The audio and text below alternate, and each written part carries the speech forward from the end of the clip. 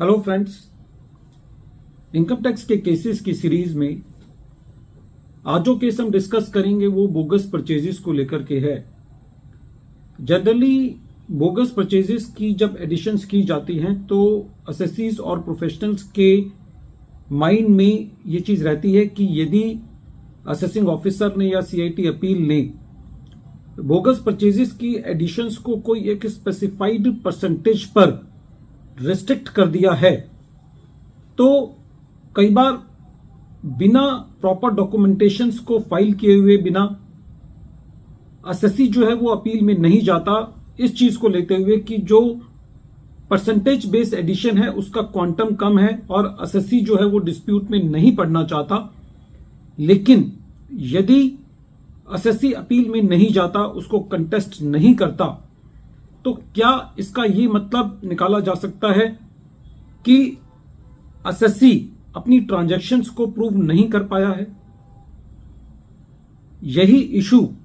Honourable Bombay high court ने अपने एक फैसले principal commissioner of income tax versus Shri Ganesh developers के केस में डिसाइड किया और ये केस 476 ITR पेज नंबर 568 पर रिपोर्ट हुआ और इस केस का जजमेंट 5 मार्च 2025 को आया। असेसमेंट ईयर 2010-11 से रिलेटेड है और ये केस 143 सबसेक्शन 3 की असेसमेंट में हुआ। जब असेसमेंट प्रोसीडिंग्स चल रही थी तो असेसिंग ऑफिसर ने एलिज्ड बोगस परचेजेस का एडिशन, पूरा एडिशन सेक्शन 69C के अंदर किया और कुछ अनएक्सप्लेन्ड क्रेडिट का एडिशन सेक्शन 68 के अंदर किया। जब मैटर सीआईटी अपील के पास था तो सीआईटी अपील ने असेसिंग ऑफिसर से रिमांड रिपोर्ट मांगी। जो असेसी ने परचेजेस की थी वो दो पार्ट्स में डिवाइडेड थी, एक दो सप्लायर थे और बाकी जो बोगस परचेजेस थी और सप्लायर्स थे उनकी रिमांड रिपोर्ट के अंदर असेसिंग ऑफिसर ने जब इंक्वायरी की सेक्शन 133 सबसेक्शन 6 का नोटिस भेज करके तो उन दो सप्लायर्स को छोड़ करके बाकी ने रिप्लाई किया, अपनी बैंक स्टेटमेंट्स दी। असेसिंग ऑफिसर ने इंडिपेंडेंटली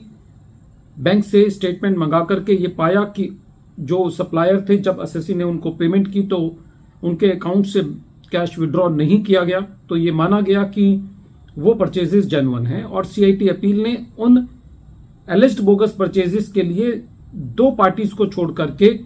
सारी की सारी 69C की एडिशन को डिलीट किया। लेकिन जो दो पार्टीज थी जिनकी बैंक स्टेटमेंट नहीं मिल पाई उसके लिए एडिशन को 12.5% पर पैक कर दिया। रेवेन्यू ने सीआईटी अपील के ऑर्डर के अगेंस्ट ट्रिब्यूनल में अपील फाइल करी, लेकिन असेसी ने उस 12.5% के एडिशन के लिए अपील फाइल नहीं की। ट्रिब्यूनल ने भी सीआईटी अपील के ऑर्डर को स्टेटस क्यू रखा, सेम रखा,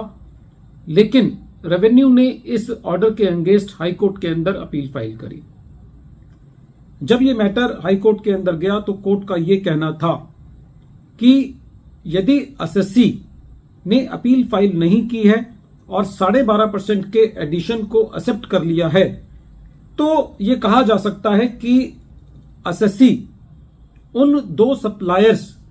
से जो ट्रांजैक्शंस हुई है उनको प्रूव नहीं कर पाया है। तो ऐसे केस में कोई जस्टिफिकेशन नहीं बनता कि जो असेसी के एडिशन को 12.5% पर रिस्ट्रिक्ट किया गया है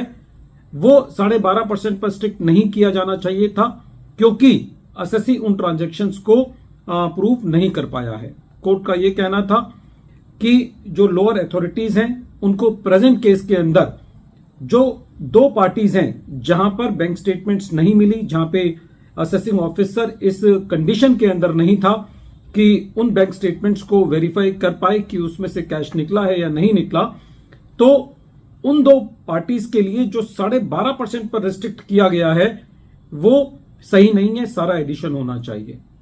फ्रेंड्स, इस केस से दो बातें सामने आती हैं कि जब कभी भी बोगस परचेज का मैटर हो तो कोशिश ये करनी चाहिए कि जो सप्लायर्स हैं एटलीस्ट उनकी बैंक स्टेटमेंट सबमिट की जा सके या उनके बैंक अकाउंट दिए जा सके, ताकि हम ये कह सके कि असेसिंग ऑफिसर उनसे बैंक स्टेटमेंट मंगा ले, या असेसी जो है कम से कम अपील फाइल करे ताकि ये माना जाए कि एसएससी ने उन ट्रांजैक्शंस को अभी प्रूव करना बाकी है, या एसएससी उन ट्रांजैक्शंस के लिए और डॉक्यूमेंट सबमिट कर सकता है, या एसएससी ने उस 12.5% को एक्सेप्ट नहीं किया है।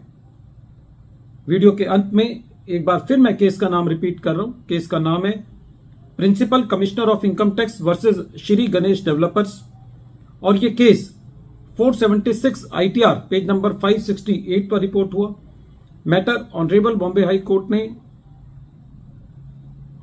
5 मार्च 2025 को डिसाइड किया। Thank you friends.